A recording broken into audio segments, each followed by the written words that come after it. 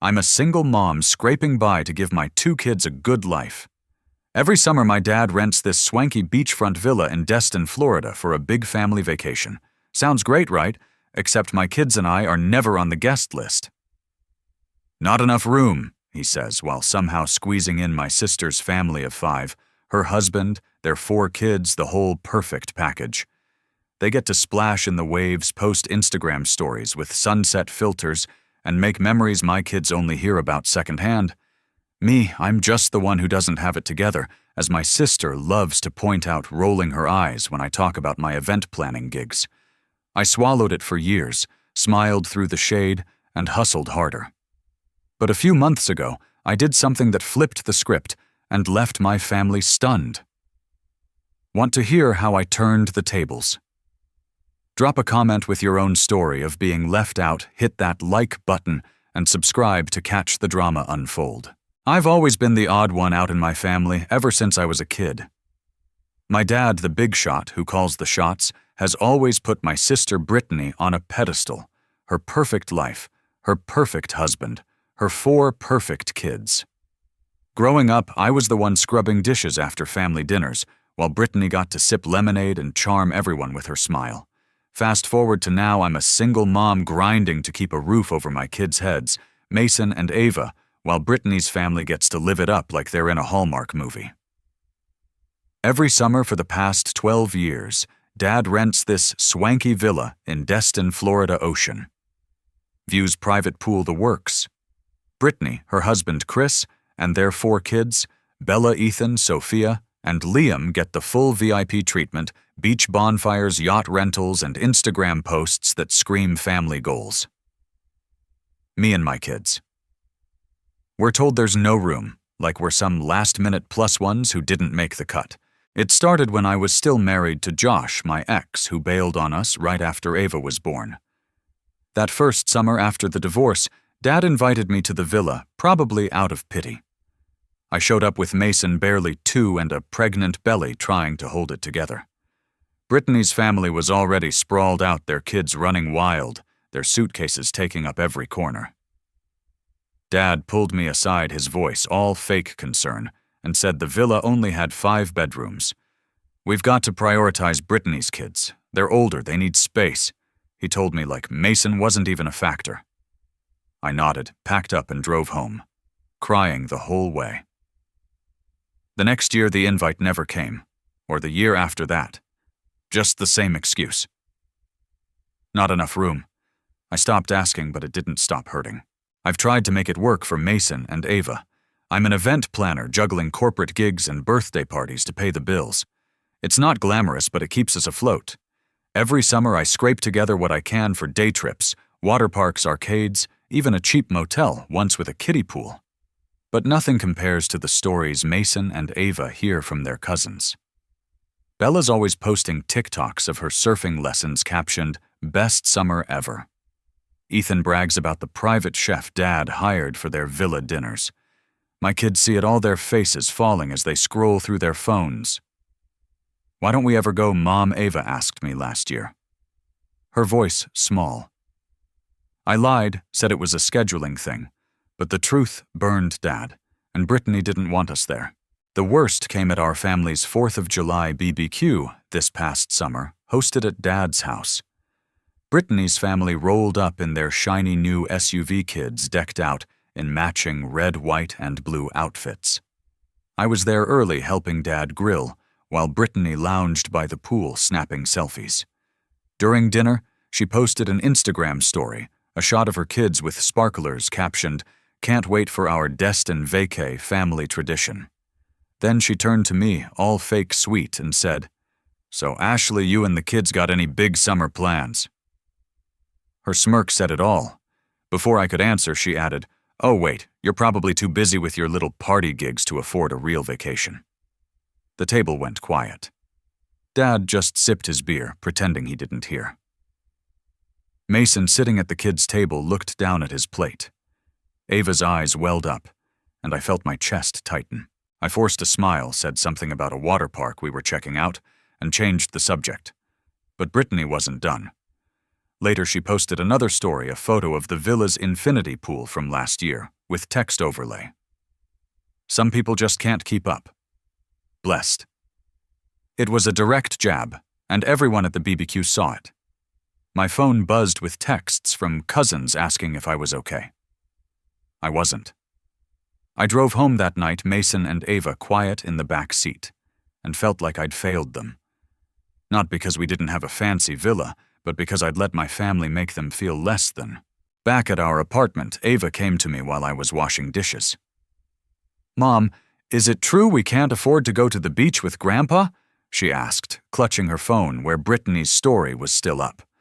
I dried my hands, pulled her close, and said, "Sweetie, we can afford plenty. It's just that Grandpa's villa is full with Aunt Brittany's family. She wasn't buying it. Bella said there's an extra guest room they use for yoga. Why can't we stay there?" I froze. A guest room for yoga. The lie I'd been feeding myself that there really wasn't space crumbled. I hugged Ava tighter, promised we'd have our own adventure, but inside I was done. Done swallowing the hurt, done letting my kids feel like they didn't belong. That night I lay awake, staring at the ceiling, and knew I had to do something big, something to show Dad, Brittany, and even my kids that we were enough. That night, after Ava's question about the yoga room, I couldn't sleep, her small voice echoing in my head, asking why we weren't wanted. For 12 years I'd let Dad and Brittany make my kids feel like they didn't belong, and I was done. Done with the excuses, the shade, the fake apologies. I needed to show Mason and Ava, and, yeah, maybe even myself, that we were enough. Lying in bed, staring at the ceiling, I made a promise, no more, waiting for an invite that had never come. I'd create our own space, our own memories, something bigger than Dad's precious villa. By morning, I was already on my laptop scrolling through property listings in Destin, Florida, looking for a way to flip the script. I'm no stranger to hustling. Event planning taught me how to stretch a dollar, negotiate with vendors, and make things happen under pressure. But this was next level. I needed something bold, a project that'd make Dad and Brittany choke on their words. That's when I found it, a rundown boutique hotel, just 10 minutes from Dad's villa, listed for $1,500,000. The photos showed peeling paint, outdated furniture, and a sad little pool. But the location was gold, right on the beach, with a private boardwalk and ocean views. It was a risk, a huge one, but I could see it, a chic, modern hotel where families like mine could feel welcome, not like afterthoughts. I called my best friend Megan, a marketing whiz who'd helped me brand my event business. "You're insane," she said, laughing when I told her my plan. "But if anyone can pull this off, it's you. Let's do it." Megan and I spent weeks crunching numbers, mapping out a business plan, and researching the Destin market. The hotel, called Seashell Inn, had been mismanaged for years, low bookings, bad reviews, and a reputation for being stuck in the 90s. But the bones were solid, and with the right upgrades, it could compete with the big resorts. I'd need to liquidate my savings, take out a loan, and find investors to cover the renovations, estimated at another $1 million. My heart raced every time I looked at the figures, but Megan kept me grounded. "This isn't just about money," she said over coffee one morning. "It's about showing your kids what's possible and giving your family a wake-up call." She was right. This was personal. I kept it all a secret from my family. Dad would have laughed, called it a pipe dream. Brittany would have posted some shady Instagram story mocking my delusions of grandeur. So I worked in the shadows, balancing my event gigs, school drop-offs, and late-night research. I met with my bank, pitching the hotel like it was the event of the century. The loan officer, a guy named Greg, was skeptical at first. "You're a single mom with a freelance business," he said, raising an eyebrow. "This is a big leap." I leaned forward, looked him in the eye, and laid out my plan, market trends, projected revenue, the whole 9 yards. By the end, he was nodding. "You've got guts," he said, approving a loan for $750,000. I walked out of that bank feeling like I could conquer anything. Finding investors was tougher. I reached out to clients from my event business, people who'd seen me pull off miracles with tight budgets. One, a tech entrepreneur named Sarah, loved the idea of a boutique hotel with a family-friendly vibe. She pledged $250,000, enough to cover the gap after my savings and loan. Megan connected me with a local designer, Tara, who specialized in Instagram-worthy spaces. We brainstormed a vision for Seashell Boutique Hotel, sleek rooms with coastal vibes, a rooftop bar for parents, a kids' lounge with gaming consoles, and a beachfront photo wall for those viral posts. Every detail screamed, "We belong here," a direct jab at the exclusion I'd faced for years. While I was building this dream, Brittany kept the shade coming. In our family group chat, she'd send selfies from her gym, captioning them, "Getting ready for Destin Beachbody." Dad chimed in with links to the villa's website, bragging about its exclusive amenities. I stayed quiet, biting my tongue even when Mason asked why Aunt Brittany was so mean after seeing her latest post. "She's just being herself," I told him, ruffling his hair. But inside I was fuming. Every snarky comment, every smug text fueled me to work harder. I wasn't just building a hotel, I was building a future where my kids wouldn't have to beg for a seat at the table. The hardest part was keeping it from Mason and Ava. They'd notice me up late, hunched over my laptop papers scattered across the kitchen table. "What's all this?" Mom Ava asked one night, pointing at a spreadsheet. I hesitated, then smiled. "Just a big project for work, sweetie. Something that'll make our summers special." She didn't push, but her eyes lit up, and I felt a pang of guilt for keeping her in the dark. I wanted to tell them everything, how this was for them, for us, but I needed it to be real first, not just a dream. So I kept going, fueled by coffee and determination, until the day came to sign the papers. Closing on Seashell Inn was surreal. I sat at a conference table, pen in hand, surrounded by lawyers and a real estate agent who kept calling me Ms. Reynolds, like I was someone important. The final price came to $1,450,000 after negotiations, a steal for beachfront property. As I signed the last document, my hands shook, not from fear, but from excitement. I'd done it. I owned a hotel, a place where my kids could run free, where families like ours wouldn't be turned away. Driving home, I blasted my favorite playlist, singing at the top of my lungs, feeling a freedom I hadn't known in years. That night, I tucked Mason and Ava into bed, their faces soft in the glow of their nightlight. "We're going to have an adventure soon," I whispered, kissing their foreheads. "Something bigger than Grandpa's villa." Mason mumbled, half asleep. "Is it better than Bella's TikToks?" I laughed, my heart swelling. "Way better, buddy." As I closed their door, I felt a fire in my chest. This wasn't just about proving Dad and Brittany wrong. It was about giving my kids a place to shine. I was ready to transform that rundown hotel into something epic, something that'd make my family rethink every word they'd ever said about me. Owning Seashell Inn was just the start.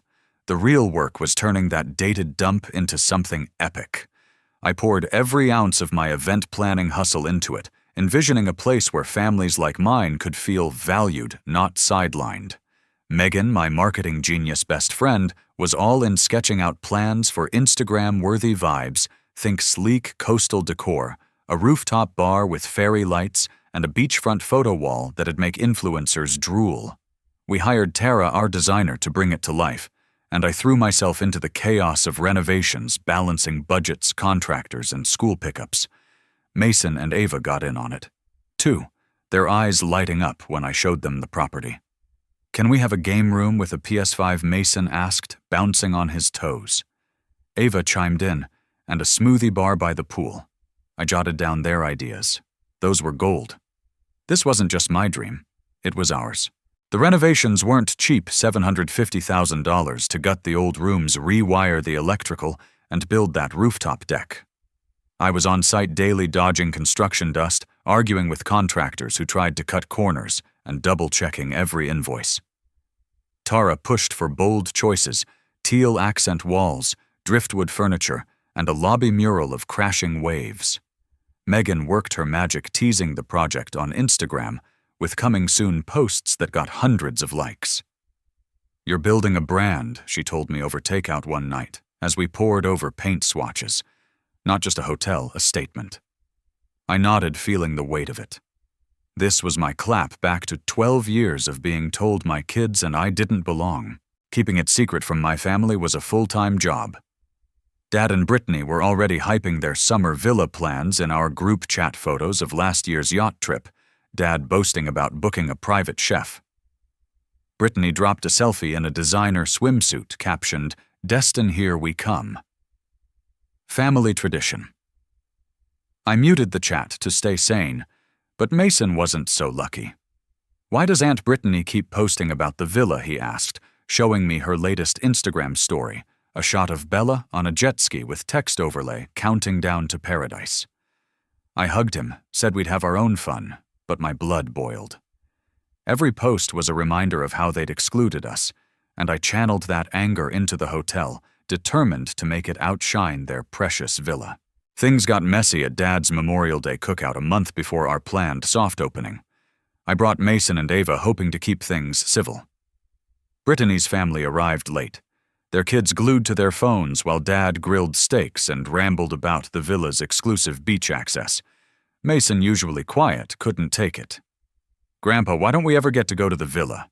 he blurted out, his voice cutting through the chatter. The backyard went silent. Dad froze, spatula in hand, then mumbled something about limited bedrooms. Brittany jumped in her tone, dripping with fake pity. "Oh, Mason, it's just a space issue. Your mom knows how it is." She shot me a look, daring me to argue. Ava gripped my hand under the table, and I felt my face burn. "We're good, thanks," I said tightly, steering the conversation to Ava's soccer game. But Mason's question hung in the air unanswered. That night, Brittany took it to another level. She posted a Facebook rant, not naming me, but crystal clear. Some people can't handle family traditions and have to make it about them. Stay in your lane. Destin vibes. My phone blew up with texts from cousins Dylan and Emma asking what was going on. I didn't respond, but the post went semi-viral in our family circle, racking up comments from Brittany's friends, all piling on about entitled relatives. I was shaking, ready to fire back, but Megan stopped me. "Don't give her the satisfaction," she said. "Let your hotel do the talking." She was right, but it stung. Brittany was dragging me publicly, and Dad, as usual, stayed silent. The secret didn't last. My cousin Dylan saw one of Megan's Instagram teasers, a rendering of the hotel's rooftop bar, and texted me, "Is this your project? This looks insane." I swore him to secrecy, but word spread. A local travel blog picked up the story, calling Seashell Boutique Hotel Destin's next hotspot. By June, the cat was out of the bag, and Brittany called me her voice pure venom. A hotel Ashley. "You're throwing a family reunion and didn't invite us." Bella saw Emma's story about it. "She's crushed." I took a deep breath, gripping my phone. "Brittany, for 12 years, you and Dad told me there was no room for us at the villa. You posted that shady Facebook rant, trashed me in front of everyone. This reunion is for family who've actually shown us love, like Emma, Dylan, Uncle Tom. You made your choice. She didn't miss a beat. You're just jealous, always have been." Dad's devastated. "You know he thinks you're trying to one-up him. You're tearing this family apart." I laughed, couldn't help it. Tearing it apart. "Brittany, you and Dad did that when you left my kids out year after year. I'm done begging for scraps. Seashell is my space for my kids, for families who don't get pushed aside." There was silence then, a sob fake, I was sure. "You're so selfish," she spat. "Bella and the kids don't deserve this." I cut her off. "My kids didn't deserve your shade either, but here we are. Call me when you're ready to act like family." I hung up my hands, shaking, but I felt lighter, like I'd finally said what I'd bottled up for years. The call lit a fire under me. I doubled down on the renovations, working with Tara to perfect every detail: the smoothie bar Ava wanted, the game room Mason dreamed of, even a fire pit for beachfront s'mores. Megan ramped up our social media, posting time-lapse videos of the construction that got thousands of views.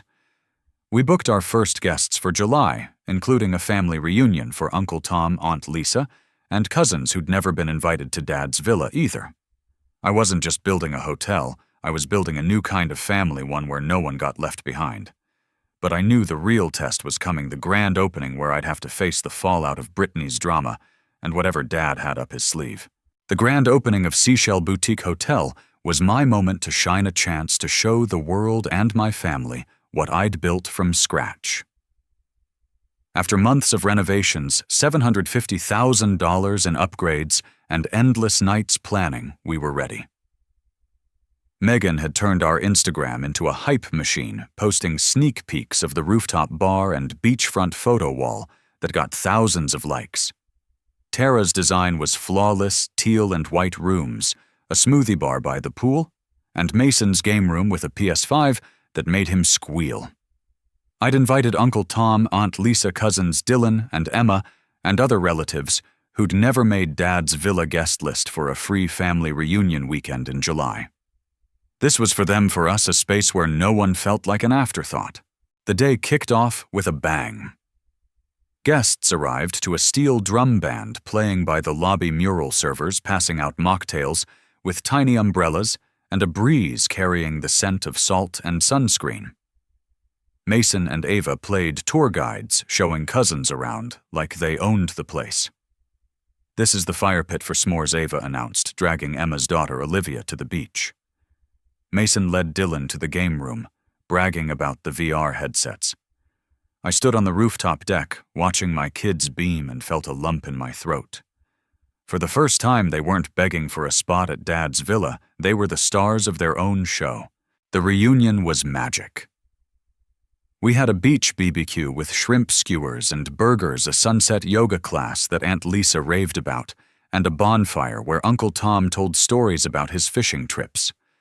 Cousins I hadn't seen in years hugged me, saying they'd felt left out of Dad's vacations too. "This is what family should feel like," Emma said, snapping a selfie with me by the photo wall. Megan posted it to our Instagram, captioned "Family Vibes at Seashell," and it racked up comments from strangers booking stays. By Saturday night, we'd secured reservations through August, proof this wasn't just a dream, but a hit. I should have known the drama wasn't done. Sunday morning, as I sipped coffee on the rooftop, my manager Jake approached, looking uneasy. "There's a guy at the front desk asking for you," he said. "Says he's your dad. He seems pissed." My stomach dropped. I'd expected Dad to react eventually, but not like this, not showing up unannounced. I thanked Jake, took a deep breath, and headed to the lobby, bracing for a storm. Dad stood by the check-in counter, arms crossed, dressed in his Sunday golf polo like he'd come straight from the country club. His face was a mix of anger and something else, hurt maybe, but I wasn't sure. "Ashley, what the hell is this?" he barked, gesturing at the lobby's wave mural. "You buy a hotel, throw a family party, and don't invite me or Brittany. Do you know how this looks?" I kept my cool, motioning to a quiet corner with wicker chairs. "Let's talk over here, Dad," I said, my voice steady, despite my racing heart. He followed. Sitting stiffly, his eyes scanning the polished floors and beach views like he was sizing up a rival. "You've humiliated me," he started, his voice low but sharp. "Dylan's been bragging about your fancy hotel. Emma's posting photos like it's the event of the year. Brittany's kids are upset, they think you hate them. Why would you do this?" I took a slow breath, feeling 12 years of hurt bubble up. "Dad, this isn't about hate. It's about building something for my kids, for family who've been left out like Uncle Tom, Emma, me. For 12 years, you told me there was no room for us at your villa, that Brittany's family needed the space. You let her trash me online, let her make my kids feel small. I'm done waiting for you to see us." His jaw tightened, and he leaned forward. "That's not fair. I've always treated you and Brittany the same. The villa's small 5 bedrooms, Ashley. We couldn't fit everyone." I shook my head, cutting him off. "There was a guest room for yoga, Dad. Ava heard Bella talking about it. You chose who mattered, and it wasn't us. Seashell is my choice, a place where my kids don't have to beg to belong." He flinched just for a second, then looked away, staring at the ocean through the glass doors. I waited, expecting a fight, but he just sat there silent. Finally, he spoke, his voice softer. "It's nice what you've done here. I didn't know you had it in you. It wasn't an apology, but it was something a crack in his armor. I pressed on. I didn't do this to hurt you. I did it to show Mason and Ava they're enough to give families like ours a place to feel welcome. You and Brittany can visit, but as guests, not as people doing us a favor. He nodded slowly, his eyes still on the waves. Maybe we could stop by during our villa stay, he said, almost grudgingly. Let the kids play together. It was a small step, not the big reckoning I'd imagined, but I'd take it. They'd like that, I replied, my voice softening. As I walked him to the parking lot, he paused, glancing back at the hotel's sign. You always were stubborn, he said, a hint of a smile breaking through. Got that from me. I didn't argue, just said, enjoy your villa, Dad. Watching him drive off, I felt a weight lift. Not because we'd fixed everything, but because I didn't need his approval anymore. I'd built something bigger than his villa, not just a hotel, but a legacy for my kids. Back at the reunion, the party was still going cousins dancing to a playlist Mason curated, Ava teaching Olivia how to make smoothies. Uncle Tom raised a glass at dinner, his voice thick. To Ashley, who showed us family isn't about who gets the invite. It's about who makes room. Everyone cheered, and I blinked back tears, squeezing Mason and Ava's hands. For the first time, I felt free, untethered from the hurt of those 12 years. But I knew Brittany wouldn't let this go quietly, and Dad's visit was just the start. The grand opening was a win, but the real battle facing the fallout and keeping this dream alive was still ahead. A year after Seashell Boutique Hotel's grand opening, I'm still pinching myself. We hit 85% occupancy last summer, with bookings from June to August, packed solid families, influencers, even a corporate retreat that paid top dollar. Megan's Instagram game kept us trending her posts of our rooftop bar and s'mores nights, racking up thousands of shares. Mason and Ava are my biggest cheerleaders, their ideas like the smoothie bar and game room still drawing raves from guests. Standing on the beachfront deck, watching kids build sandcastles while parents snap photos at our mural, I feel a pride I never knew was possible.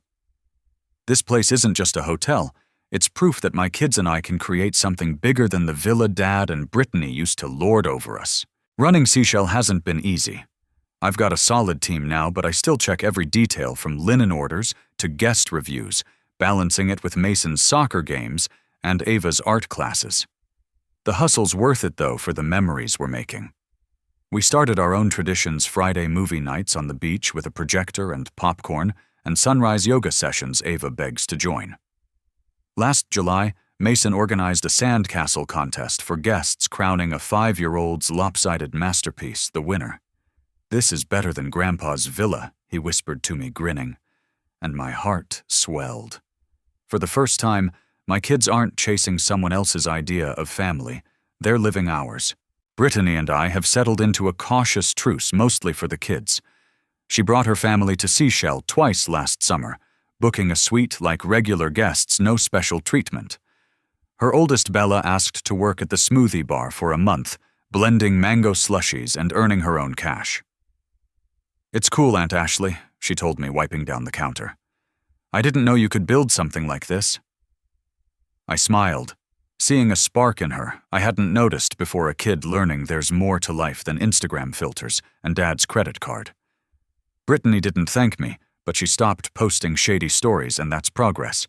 We're not close, probably never will be, but I'm okay with that. I don't need her validation anymore. Dad's been trickier.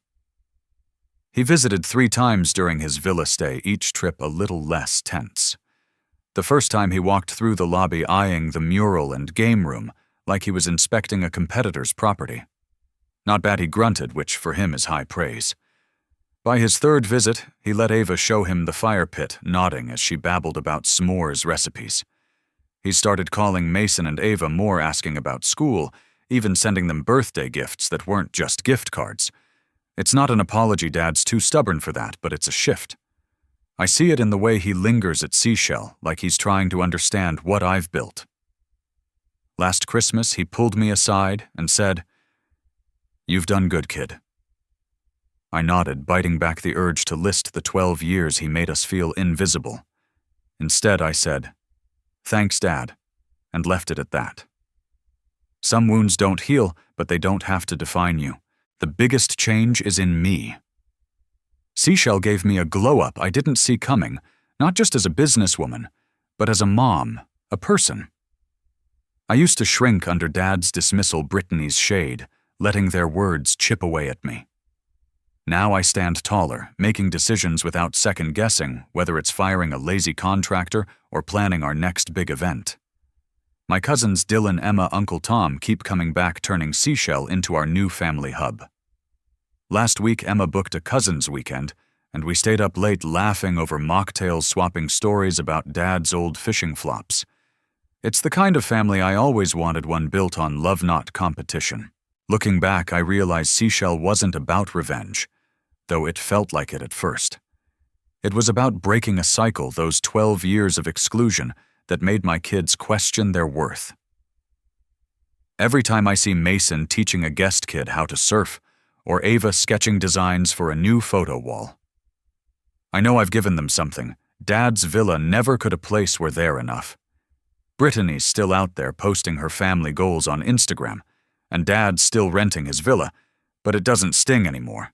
I've got my own space, my own vibe, and it's better than anything I could have begged for. As I write this, I'm on Seashell's rooftop, the sun dipping below the horizon, painting the sky pink and gold. Mason and Ava are down on the beach, chasing waves with cousins, their laughter carrying on the breeze. I think about the girl I was a year ago, lying awake, burning with hurt, and I'm grateful she didn't give up. She built this, not just a hotel, but a home, a legacy, a lesson for my kids that you don't need an invite to shine. If I could go back, I'd tell her you're enough, and so are your kids. And that's the real win, worth more than any villa in Destin.